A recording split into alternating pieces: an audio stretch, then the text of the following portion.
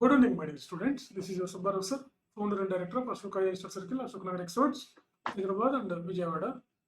So group one mains ఎకానమీలో ఎలాంటి questions వస్తాయి? సో మేము టెస్ట్ సిరీస్ కొత్త టెస్ట్ సిరీస్ ఫేజ్ వన్ కొత్త టెస్ట్ సిరీస్ ప్రారంభమయ్యాయి. ఈ మండే నుంచి ప్రారంభమయ్యాయి. సో ఈ కొత్త టెస్ట్ సిరీస్లో ఎలా అపీర్ అవ్వాలి, ఈ టెస్ట్ సిరీస్ ఎలా రాయాలి, అసలు ఎట్లా ఉంటాయి మా టెస్ట్ సిరీస్? నేను టెస్ట్ సిరీస్ అని చెప్తున్నాను మీకు. అవి ఎలా ఉంటాయో మీకు ఒకసారి నేను చూపిస్తాను. చాప్టర్ వైజ్గా మేము టెస్ట్లు ఎట్లా కండక్ట్ చేస్తాం. ఎందుకంటే గ్రూప్ వన్ లాంటి పరీక్ష చాప్టర్ వైజ్గా చదవకపోతే రాదు. చాప్టర్ వైజ్గా మీరు టెస్టులు రాయకపోతే గ్రూప్ వన్ లాంటి పరీక్షల్లో మనం సక్సెస్ అవ్వలేము. సో మనం ఫర్ ఎగ్జాంపుల్ ఇక్కడ ఈ గ్రూప్ వన్లో మెయిన్స్కి సంబంధించి టీజీపీఎస్సికి సంబంధించినటువంటి దాంట్లో ఉన్నటువంటి టాపిక్ ఇది నేషనల్ ఇన్కమ్. అదేవిధంగా ఏపీపీఎస్సి గ్రూప్ వన్లో కూడా మనకి ఈ టాపిక్ నుంచి క్వశ్చన్స్ వస్తాయి. సివిల్ సర్వీసెస్ మెయిన్స్లోనూ ఈ టాపిక్ ఉంది. సో నేషనల్ ఇన్కమ్ నుంచి ఎలాంటి క్వశ్చన్స్ వస్తాయి మనకి? నేషనల్ ఇన్కమ్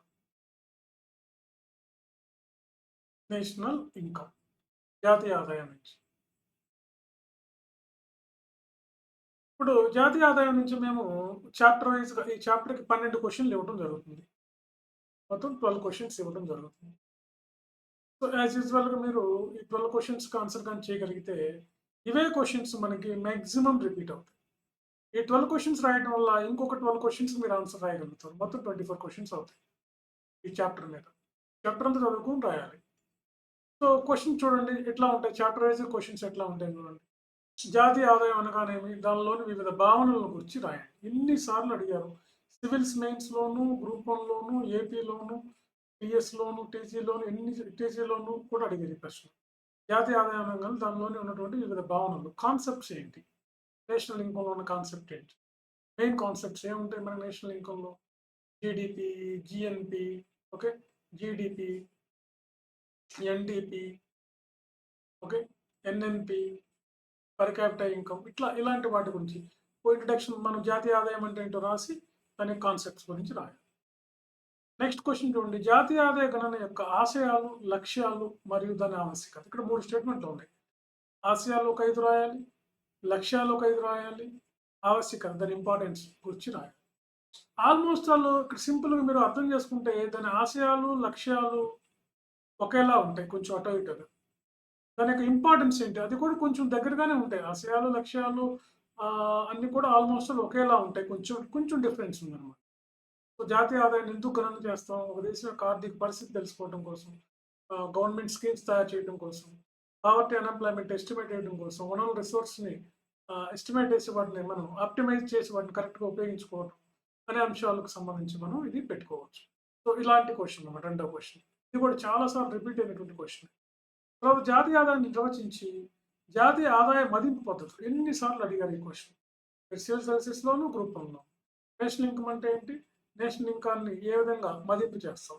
మెయిన్గా ఏంటంటే 3 మెథడ్స్ ఉపయోగిస్తారు ఇక్కడ. 3 methods. So income method, expenditure method, అదేవిధంగా ప్రొడక్షన్ మెథడ్ అంటే ఉత్పత్తి మదింపు పద్ధతి, ఆదాయ మదింపు పద్ధతి, అదేవిధంగా మనకి ఖర్చు వ్యయాల మదింపు పద్ధతిని 3 పద్ధతులు ఉపయోగిస్తారు. సో అవి రాసిన 3 పద్ధతులు ఏ విధంగా తీసుకుంటారు? కరెంట్ ఓరియంటెడ్గా రాయాలి ఈ క్వశ్చన్. ఇది కరెంట్ అప్డేటెడ్గా రాయాలి.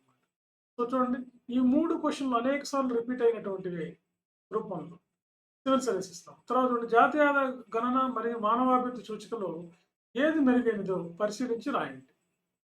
సో నేషనల్ ఇన్కమ్ బెస్టా, హ్యూమన్ డెవలప్మెంట్ ఇండెక్స్ బెస్టా అని చెప్పి అంటున్నారు.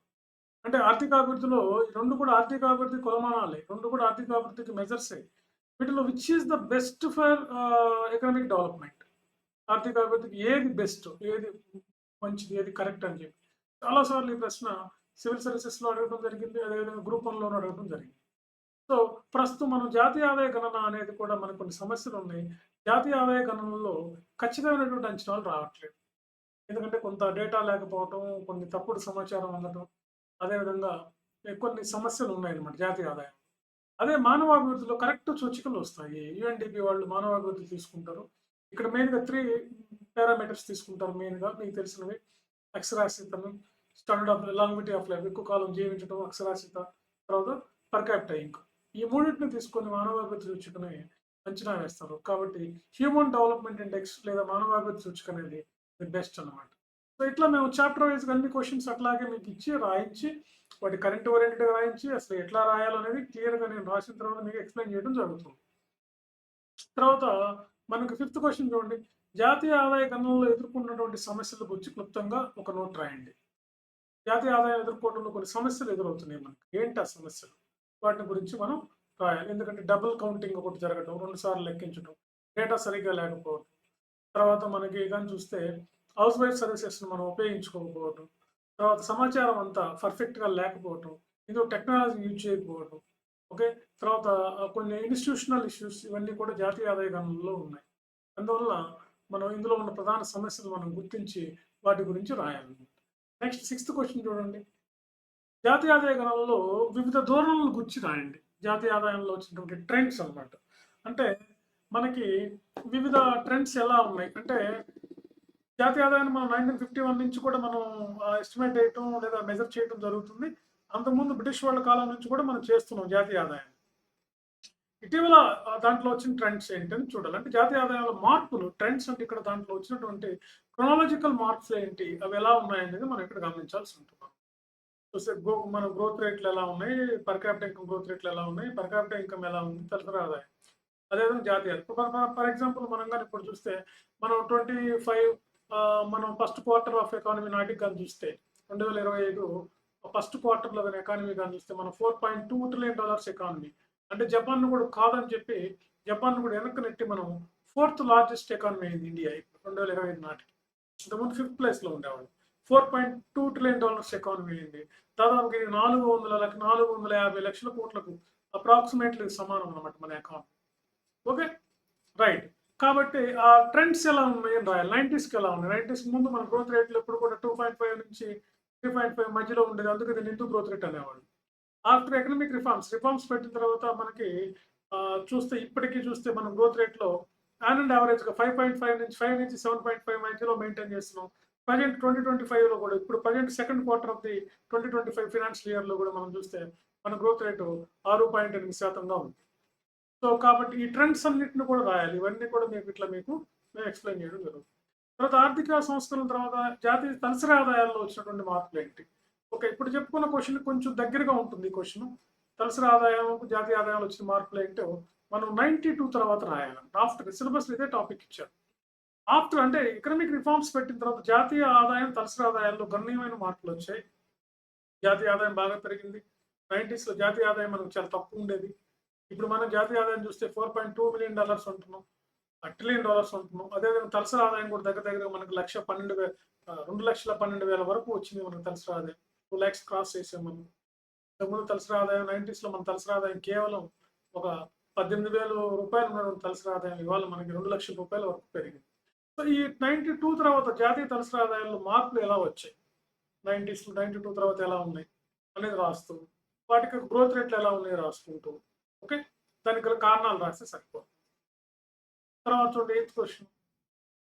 1819 నుంచి 2024 వరకు లేదా 2024, 25 వరకు అంటే 24 అన్న అకాడమిక్ సర్వే ప్రకారం ఆర్థిక మాంద్య కాలంలో జాతీయ ఆదాయ వృద్ధి రేటులను పరిశీలించండి. అంటే 1819 నుంచి ఇప్పటి వరకు అంటే 1819లో రిసెషన్ స్టార్ట్ అయింది కాబట్టి ఈ 5 ఇయర్స్‌లో మనకు వచ్చినటువంటి జాతీయ ఆదాయ వృద్ధి రేటులో మార్పులు. మనకేంటంటే వి షేప్ ఎకానమీ వచ్చింది, ఫ్లక్చువేట్ ఎకానమీ వచ్చింది. మనకి రకరకాల షేపుల ఎకానమీ వచ్చింది. వి షేప్ ఎకానమీ అంటే కోవిడ్ తర్వాత ఏంటంటే తగ్గటం, మళ్ళా పెరగటం. V shape economy, W shape economy ఇలా పెరగటం, తగ్గడం, పెరగటం, తగ్గడం వల్ల వచ్చింది. తర్వాత ఫ్లక్చువేటెడ్ ఎకానమీ ఇలా మనకి బీపీ మిషన్ లాగా ఇలా వచ్చింది. సో వీటన్నిటి గురించి మనం రాయాల్సి ఉంటుందన్నమాట. ఒక్కోసారి చూడండి మనం 22, 23లో మనం దాదాపుగా మోర్ దెన్ 10% గ్రోత్ రేట్ చూసాం. లాస్ట్ ఇయర్ గ్రోత్ రేట్ గాని చూస్తే 9.8% ఉంది. 23, 24లో. 24, 25 గ్రోత్ రేట్ గాని చూసినట్లయితే మనం 6.8% ఉంది. సో ఇట్లా వీటి గురించి ఇట్లా డీటెయిల్‌గా మనం ఇంట్రడక్షన్ రాసుకొని ఈ డేట్లు ఎలా ఉన్నాయో క్లియర్‌గా రాయాలి. ఇలాంటి క్వెషన్‌లు ఎక్కువగా మార్క్స్ వస్తాయి. ఎక్కువగా మనం ఎక్స్‌పెక్ట్ చేసేటువంటి కరెంట్ ఓరియెంటెడ్ క్వెషన్స్ కూడా ఇవన్నమాట. తర్వాత చూడండి భారత జాతీయ వృద్ధి, ఉపాధి లేని వృద్ధి. జనరల్ ఎస్సే కూడా వచ్చింది గ్రూప్ 1లో తెలంగాణ గ్రూప్ 1లో. మన జాతీయ వృద్ధి, ఉపాధి లేని వృద్ధి. మన గ్రోత్ రేట్ అయితే పెరుగుతుంది కానీ బట్ నో ఎంప్లాయ్‌మెంట్ అన్నమాట. ఎందుకు ఎంప్లాయ్‌మెంట్ అంటే గ్రోత్ కొన్ని రంగాలకే పరిమితం అయింది. ఫర్ ఎగ్జాంపుల్ మ్యానుఫ్యాక్చరింగ్ ఒకటి, ఎలక్ట్రానిక్స్ ఒకటి. తర్వాత కీ ఇండస్ట్రీస్‌లో మాత్రమే ప్రధానమైన ఇండస్ట్రీస్‌లో మాత్రమే ఈ వృద్ధి రేట్ ఉంది. మిగతా వాటిలో లేదు. అనే పాయింట్ ఆఫ్ వ్యూలో దీన్ని డిస్కస్ చేయాలి. తర్వాత మానవ అభివృద్ధి అంటే ఏంటి, దాన్ని ఎలా గణన చేస్తారు, బేసిక్ క్వశ్చన్ ఇది. మానవ అభివృద్ధి అంటే ఏంటి, దాన్ని ఎలా గణన చేస్తారు. 3 పారామీటర్స్ తీసుకుంటారు యుఎన్డిపి. దీనికోసం మనం ఒక ఒక ఒక ఒక ఒక ఈక్వేషన్, ఒక ఫార్ములా ఉంటుంది. ఆ ఫార్ములా ప్రకారం చేసి మనకి మానవ అభివృద్ధిని గణన చేస్తారు. యుఎన్డిపి వాళ్ళు ఎవ్రీ ఇయర్ గణన చేసి మనకి మానవ అభివృద్ధి రిపోర్ట్ పంపిస్తారు. అదేవిధంగా మనకి దేశంలో కూడా ఇంతకుముందు ప్లానింగ్ కమిషన్ వాళ్ళు, ఇప్పుడు నీతి ఆయోగ్ వాళ్ళు చేస్తూ ఉంటారు అనమాట. ఇట్లా క్లియర్గా ఉంటాయి. మా ఆన్లైన్ క్లాసెస్ కూడా ఈ విధంగానే మేము క్లియర్గా ఎక్స్ప్లెయిన్ చేస్తాం. ఇంగ్లీషు, తెలుగు అన్నింటిలోనూ చెప్తూ ఉంటాం. ఇలా ఉంటుంది, డీటెయిల్గా ఎక్స్ప్లెయిన్ చేస్తాను. మీకేంటంటే గ్రూప్ 1 సివిల్స్ రావాలంటే ఎకానమీ మీద బాగా పట్టు ఉండాలి. ఎందుకంటే గ్రూప్ 1లో కూడా major paper economy, full paper ఉంది. అదేవిధంగా ప్రిలిమ్స్లో 30-35 క్వశ్చన్స్ వస్తాయి. మీ ఇంటర్వ్యూ అంతా కూడా ఎకానమీ మీదే ఉంటుంది ఏపీలో. ఇప్పుడు తెలంగాణలో కూడా ఇంటర్వ్యూ పెట్టే అవకాశం ఉంది నెక్స్ట్ గ్రూప్ 1కి. సో ఈ పాయింట్ ఆఫ్ వ్యూలో మన ఆన్సర్స్ ఉండాలి. తర్వాత చూడండి నెక్స్ట్ క్వశ్చన్, జాతీయ ఆదాయంలో వివిధ ప్రధాన రంగాల వాటాల గురించి రాయండి. జాతీయ ఆదాయంలో ప్రధానంగా 3 రంగాలు ఉంటాయి. సేవా రంగం, ప్రాథమిక రంగం, ద్వితీయ రంగం, తృతీయ రంగం. ఈ 3 రంగాల వాటాలు ఎలా ఉన్నాయి? మన దేశంలో ప్రధానమైన వాటా ఏ రంగానికి ఉంటుందంటే, ఆదాయం పరంగా చూస్తే సేవా రంగం ఉంటుంది. సేవా రంగం తర్వాత పారిశ్రామిక రంగం, పారిశ్రామిక రంగం తర్వాత వ్యవసాయ రంగం ఉంటుంది. అదే రాష్ట్రాల్లో అయితే సేవా రంగం, వ్యవసాయ రంగం, పారిశ్రామిక రంగం. ఈ క్వశ్చన్ ఎన్నిసార్లు రిపీట్ అవుతున్నాయి కింద ఇచ్చినటువంటి. ప్రస్తుతం కేంద్ర బడ్జెట్ ప్రకారం జాతీయ ఆదాయ వృద్ధికి ప్రభుత్వం ఎలాంటి మెజర్స్ తీసుకుంటుంది? ఇప్పుడు మనం ప్రజెంట్ మొన్న పెట్టినటువంటి 25-26 బడ్జెట్లోను మనకి ఈ గ్రోత్ కోసం గవర్నమెంట్ ఎలాంటి మెజర్స్ తీసుకుంటుంది, సోషల్ సెక్టర్లో ఎలా తీసుకుంటుంది, ఎకనామిక్ సెక్టర్లో ఎలా తీసుకుంటుంది, ఎలాంటి ఇన్ఫ్రాస్ట్రక్చర్ ఇస్తుంది, ఎలాంటి ఎంప్లాయ్మెంట్ ఇస్తుంది, ఎలాంటి ఇండస్ట్రీస్ పెడుతుంది. మెయిన్గా ఇన్ఫ్రాస్ట్రక్చర్ గవర్నమెంట్ చేసే బూస్టింగ్, గవర్నమెంట్ ఏ విధంగా గవర్నమెంట్ పాలసీస్ రూపొందిస్తుంది, ఆర్బీఐ ద్వారా, నీతి ఆయోగ్ ద్వారా, లేదంటే గవర్నమెంట్ స్కీమ్స్ ఏంటి వీటి కోసం, జాతీయ అభివృద్ధి కోసం, జాతీయ ఆదాయ వృద్ధి కోసం, సామాజిక రంగంలో ఏ విధంగా అభివృద్ధి చేస్తుంది, ఆర్థిక రంగంలో అభివృద్ధి చేస్తుంది. సో ఇట్లా మనం ఒక 12 క్వశ్చన్స్ రాస్తాం. ఇది ఒక చాప్టరే మాత్రమే అంతే. నేషనల్ ఇన్కమ్ అనేది మీరు ఏ ఎగ్జామ్ రాసినా నేషనల్ ఇన్కమ్ అనేది లేకుండా ఉంది. అంటే ప్రిలిమ్స్లోనూ ఉంటుంది, మెయిన్స్లోనూ ఉంటుంది. ఇప్పుడు చూడండి, మీరు ప్రిలిమ్స్లో నేషనల్ ఇన్కమ్ నుంచి గ్రూప్ 1లో నాకు తెలిసి దగ్గరగా ఒక మినిమం 3 మ్యాక్సిమం 5 క్వశ్చన్స్ వస్తాయి. అంటే మీరు ఇంత డీటెయిల్గా చదవడం, కరెంట్ ఎకానమీ రాస్తున్నారు, బేసిక్ ఎకానమీ, అన్ని క్వశ్చన్లు రాస్తారు. అంటే ఒక చాప్టర్లోనే 12 క్వశ్చన్స్ రాస్తున్నారు. అంటే అటు ప్రిలిమ్స్ మిస్ అవ్వదు, యాజ్ యూజువల్గా ఇటు మెయిన్స్ మిస్ అవ్వదు. అదేవిధంగా ఇంటర్వ్యూ, సివిల్ సర్వీసెస్లో కూడా ఇలాంటి క్వశ్చన్లే వస్తాయి. కాబట్టి మనం చూడండి ఇప్పుడు ఎంత క్లారిటీ ఉందో మనకి. సో ఈ విధంగా మనం టెస్ట్ సిరీస్ రాయటం వల్ల మేము ఈ విధంగా మీకు కరెక్షన్ చేసి ఏం పాయింట్స్ రాయాలి, ఏం రాయకూడదు, ఎలా రాయాలి, ఇట్లా చాప్టర్ వైజ్గా ప్రతి పేపర్కి ఇట్లా చాప్టర్ వైజ్గా రాయటం వల్ల మీకు అద్భుతమైనటువంటి రిజల్ట్ వస్తుంది. మన దాదాపు తెలంగాణలో దాదాపు 35 మెంబర్స్ వరకు సెలెక్ట్ అయ్యారంటే వాళ్ళందరూ కూడా టెస్ట్ రాసినటువంటి వాళ్ళు, ఇలా రాసి కరెక్షన్ చేయించుకొని ఇలా చేసుకున్నటువంటి వాళ్ళు. అదేవిధంగా ఏపీలో చాలాసార్లు మాకు సెకండ్ ర్యాంక్ వచ్చిందని మీకు ఇంత ముందే చెప్పాను నేను. సో కాబట్టి మీరు నోటిఫికేషన్లు అన్నీ కూడా మనకి డిసెంబరు, జనవరిలో నోటిఫికేషన్స్ వచ్చాయి. 2 రాష్ట్రాల్లోనూ డిసెంబర్, జనవరిలో నోటిఫికేషన్స్ వస్తాయని చెప్పి కన్ఫామ్గా మనకు తెలుస్తుంది. కాబట్టి ఇక మీరు ఆలస్యం చేయకుండా హాయిగా ఇంతకుముందు రాసిన వాళ్ళు, ఇంతకుముందు ఫెయిల్ అయిన ఉంటే గ్రూప్ 1లో వదిలేసేయండి, దాని గురించి పట్టించుకోకుండా ఇప్పుడు మళ్ళీ ఫ్రెష్గా స్టార్ట్ చేయండి, ఫ్రెష్గా చదవండి. మిమ్మల్ని బాగా చదివే వాళ్ళు ఎవ్వరూ కూడా ఆపలేరు అనమాట. ఓకే.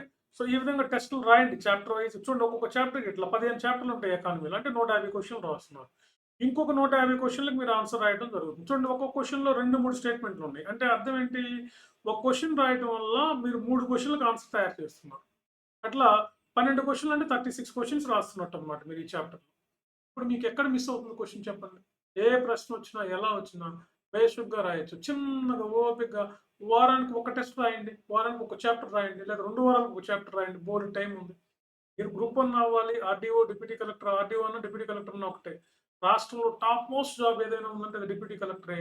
ఆ డిప్యూటీ కలెక్టర్ కొన్ని సందర్భాల్లో ఈ ఐఏఎస్ల కన్నా కూడా అధిక పవర్స్ ఉండి, అధిక వాల్యూ ఉన్నటువంటి పోస్ట్ ఈ డిప్యూటీ కలెక్టర్. రాష్ట్రాల్లో మంత్రులకు వీళ్ళందరూ కూడా ఓఎస్టీలుగా పనిచేసేది డిప్యూటీ కలెక్టర్లే. డివిజన్లో మెయిన్ ఇంపార్టెంట్, కలెక్టర్ తర్వాత మెయిన్ రోల్ పోషించే వాళ్ళు వీళ్ళు. ఇలాంటి ఉన్నతమైనటువంటి ఉద్యోగం రావాలంటే హాయిగా ఇంటి దగ్గర కూర్చొని మీరు ఎలా చదవాలి, ఎలా నోట్స్ తయారు చేసుకోవాలో కూడా నేను చెప్తాను. మీరు ఇంటి దగ్గరే కూర్చోండి, ఇంటి దగ్గరే ఉండి మీరు ఈ మెంటర్షిప్ కమ్ టెస్ట్ సిరీస్లో జాయిన్ అవ్వండి. చాలా తక్కువ ఫీజుతో ఇస్తున్నాం మేము, చాలా తక్కువ ఫీజుతో ఇస్తున్నాం. గతంతో పోల్చుకుంటే మేము దాదాపు 50% తగ్గించే ఇస్తున్నాం ఇప్పుడు. కాబట్టి ఇది ఒక పేపర్కి ఒక 3,000 రూపాయలు, మెంటర్‌షిప్‌కి. పేపర్‌కి ఒక ఫర్ ఎగ్జాంపుల్ మొత్తం కలిపి అరౌండ్ ఒక 25,000కి ఇచ్చేస్తున్నాం మేము. ఇంతకుముందు 45,000 ఉండేది దీనికి. ఇది మళ్ళా చూడండి మీకిది. ఇది లాంగ్ టర్మ్ ఇస్తున్నాం. మీకు అప్ టు రాబోయే నోటిఫికేషన్ మెయిన్స్ వరకు ఉంటుంది ఇది. రాబోయే నోటిఫికేషన్ మెయిన్స్ వరకు ఇది మీకు ఇవ్వడం జరుగుతుంది మేము. అంటే ఎంత టైం ఉంటుందో చూడండి. మామూలుగా షార్ట్ టర్మ్‌లో ఏంటి ఒక 15,000, 20,000 కట్టించుకొని షార్ట్ టర్మ్‌లో కేవలం అది 3 మంత్స్ మాత్రమే వ్యాలిడిటీ ఉంటుంది మీకు. 45 డేస్ 3 మంత్స్ అంతే. ఇప్పుడు ఇది అట్లా కాదు. ఒక 1 ఇయర్ పట్టొచ్చు. నోటిఫికేషన్ వచ్చి అంతా కంప్లీట్ అవ్వడానికి 1 ఇయర్ మినిమమ్ పడుతుంది. 1 ఇయర్, 1 ½ ఇయర్. ఈ 1 ఇయర్, 1 ½ ఇయర్ మీకు అప్ టు మెయిన్స్ ఎగ్జామ్ అయిపోయేంత వరకు ఈ వ్యాలిడిటీ ఉంటుంది. మీకు ఇంటర్వ్యూ గైడెన్స్ కూడా నేను ఫ్రీగా ఇస్తాను. మీకు ఒక్కొక్కళ్ళకి గంట సేపు ఇంటర్వ్యూ చేసి నేను గతంలో ఎంతోమందికి ఆర్‌డీఓలు, డీఎస్పీలు కావడానికి సహకరించాను. ఓకే. Thank you. ఈ అవకాశాన్ని ఉపయోగించుకోండి. వెంటనే కాల్ చేయండి మాకు. ఆ నెంబర్‌లో కాల్ చేసి మీరు ఇప్పుడు నేనే మీ పేపర్ కరెక్షన్ చేసేది కాబట్టి ఫస్ట్ ఒక 100 మెంబర్స్ వరకు ఉంటుంది ఈ పేజ్ 1లో. ఈ పేజ్ 1లో ఈ 100 మెంబర్స్‌లో ఆల్రెడీ ఇప్పటికి ఒక 45 నుంచి 65 మెంబర్స్ వరకు ఉన్నారు దగ్గర దగ్గరగా. ఇంకా వీళ్ళైతే నెక్స్ట్ సెకండ్ పేజ్ ఉంటుంది. సో, అందుకని మీరు ఇప్పటి నుంచి స్టార్ట్ చేయండి. అప్పుడు మళ్ళా ఎక్కువ కాకముందే మీరు ఇప్పటి నుంచి డీటెయిల్డ్‌గా మీకున్న మిస్టేక్స్ అన్నీ నేను కరెక్షన్ చేయడం జరుగుతుంది. అని చెప్పడం జరుగుతుంది. ఇంకా చెప్పండి మీ వాళ్ళకి ఇంగ్లీష్ మీడియం ఉంటుంది, తెలుగు మీడియం ఉంటుంది. తెలుగు మీడియంలో కూడా మంచి ర్యాంక్ సాధించొచ్చు. ఓకే. No problem. కాబట్టి ఈ అవకాశాన్ని మీరు ఉపయోగించుకోండి. ఓకే. My dear students. ఇంకా మీ ఫ్రెండ్స్‌కి ఇంకా ఎవరికైనా చెప్పండి. లేదా డైరెక్ట్‌గా వచ్చి నన్ను కలవండి. లేదా కాల్ చేయండి. ఓకే. మీ సీట్ రిజర్వ్ చేసుకోండి.